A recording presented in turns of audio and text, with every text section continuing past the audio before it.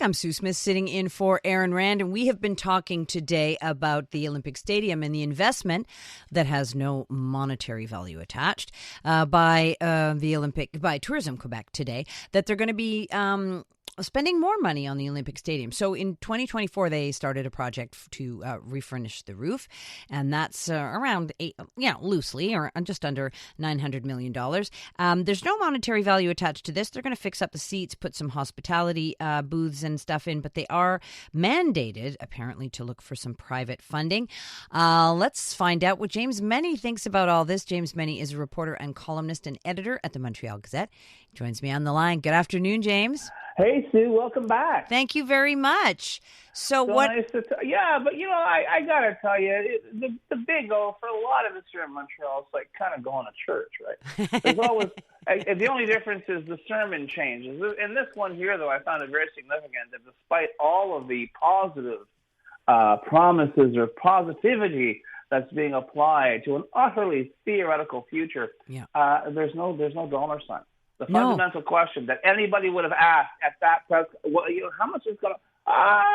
No. We'll try and get fun, and they're going to refurbish the Loge. They're going to refurbish the on-site. They're going to apparently build a hotel in there, which I thought was a bit intriguing. Yeah. Major League Soccer is happy, which is I think I'm not sure if that was a fundamental factor for a lot of our listeners. But somewhere between, the extreme of, let's just blow it up, and the $2 billion, I know you got a text from a listener who said that, but it's true. No one really knows where this $2 billion figure comes from, right? No. In terms of blowing it up. And I think the Gazette actually spoke to a demolition company owner and said, I could do it for about a tenth of that. But all that said, right here, right now, 2026, where we are, and where we seem to be headed, no matter what the government winds up being in October, the idea of taking that entire building and converting it into low-cost housing is suddenly very, very attractive. Mm-hmm. Forget about world-class city. Forget about, we're going to be on the world stage. I remember I saw Mick Jagger, or I thought it was Mick Jagger, at the Big O. Why, he was so far away? He looked like a tiny little animated character hopping up and down, right? And it was so crazy. And of course, my own heartbreaking memory is watching the Expos play the Astros in the last weeks of the franchise. Yeah. And honest to God, Sue, I was in there with my buds, and there's nothing sadder than being in a venue that is 80% empty. Yeah. But what added to the problem was all because of the circulating wind in there, all the garbage, all the refuse, all the paper and stuff.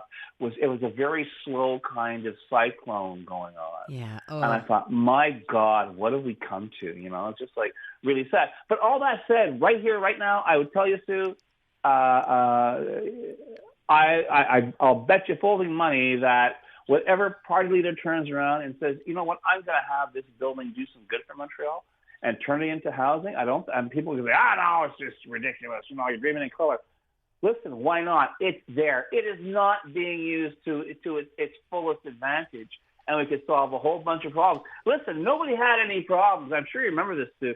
Nobody had any problems when the first surge came through Roxham Road. We were shipping them all to the Big O on little camp beds, on little cots. Right. Remember that? Yeah, I forgot about that. You know what? I think maybe it's time that we took a long, hard look at this, especially now in the 50th anniversary of an Olympic Games in a city, I hate to put it this way, Sue, that no longer exists, okay?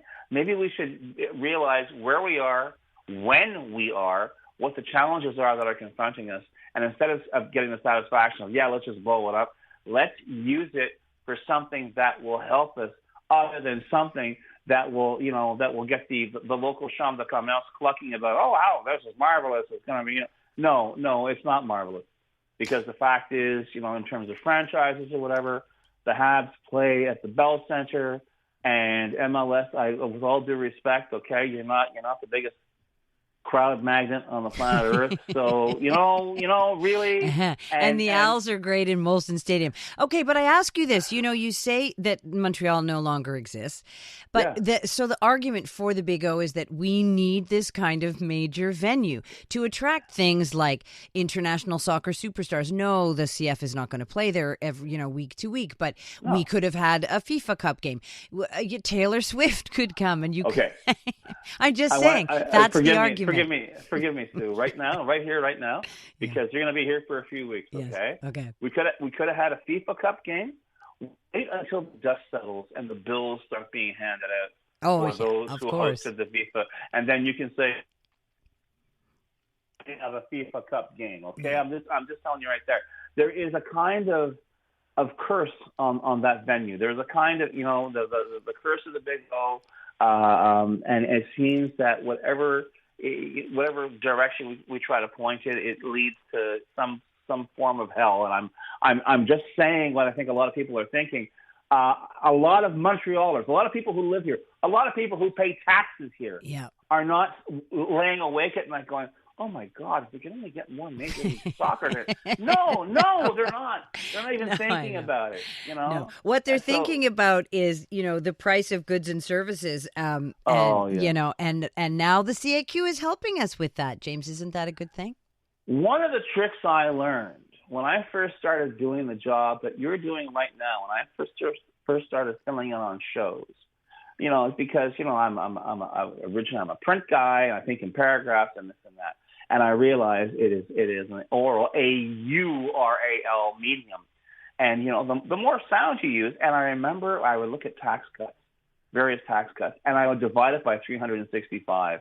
And then I would wind up like 38 cents. And I would take 38 cents and drop it in front of the mic and say, "Don't spend it all in one place, Montreal." And the thing is, this completely, have you looked at the list too? Have you been able to make head or damn tail about that list? Well, because there's a lot of exceptions, that's for sure. Indeed. And the people I really feel sorry for, first of all, to turn around with a straight face and say, "This could save a family with 2 children as much as $50 a year, 13 cents a day, Sue." Yeah. Come on. Like I say, don't spend it all in one place. The people I feel sorry for are the store owners, and even beyond them, the poor clerks who have to go in and reprogram all those barcodes. It's like, are you kidding me? For what? For more performative CAC BS fiscal policy? Remember, at least the goal used to send out checks in the mail. Now we're saying, well, no. If you go on this, this oceans-wide spreadsheet, and you look at this, that, or the other thing, you may or may not have to pay Quebec sales tax on it. It is so ridiculous, so cynical, and quite frankly, it's getting the attention/contempt it absolutely deserves from Quebecers. Although, the federal government's doing it too with the break on the gas tax. Isn't that the same thing? Plus, not only that, they're running radio ads pointing it out. And how much do those cost? Probably the same 36 cents a person. Hold on there, Sue, because the feds on their gas tax, because this is Quebec, on that notre propre taxe sur l'essence, okay? Why? Which, as far as I know, has not been lifted, okay? We're part of that cap and trade with market, which now I think just includes California. Mm-hmm. But as far as I know, we still are paying more for gasoline than people elsewhere in Canada. Yeah. Now, will that change? You know what? Yes, we're going to spend even more. It's supposed to go up to $2.10 by next week. Absolutely, because Dr. Dementia south of the border there is just like, it's like crazy. You saw, I wasn't going to come in with this, too. I guess you saw the headline, the wildfire smoke now. He wants to slap tariffs on Canada because of our like the guy, I don't know if you saw him last night. I watched him so you didn't have to. Thank you. But what a sad sack performance. And what was crazy, at least ABC and NBC said, "No, we're not going to interrupt regular scheduled programming for that."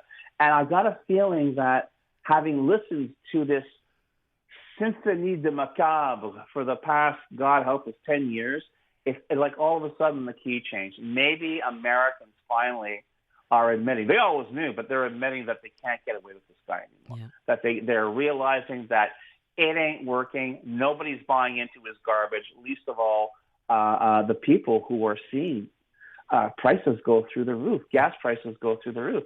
And this guy sits there and says, he used to be able to get away with saying, no, it's not happening. But now he can't do that anymore. So, the last thing I'm worried about is Donald Trump imposing tariffs on Canada because of wildfire assault. But what I do hope is maybe there might be some fundamental change in the way Americans themselves view this guy and view what he's done to what used to be an almost sacred office in that country. All right, well, we can only hope. James, thanks. Unmistakably Canadian. It's the music that raised you. The artists raising the bar. Hi, this is Bryan Adams. Hey, my name's Brett Emmons. I'm from the Glorious Sons. Hi, I'm Nelly Furtado. Made in Canada. The station that champions Canadian music. Loud, proud, and all yours. No passports required. Just press play. Tap into Made in Canada now on iHeartRadio.ca Or the free iHeartRadio app.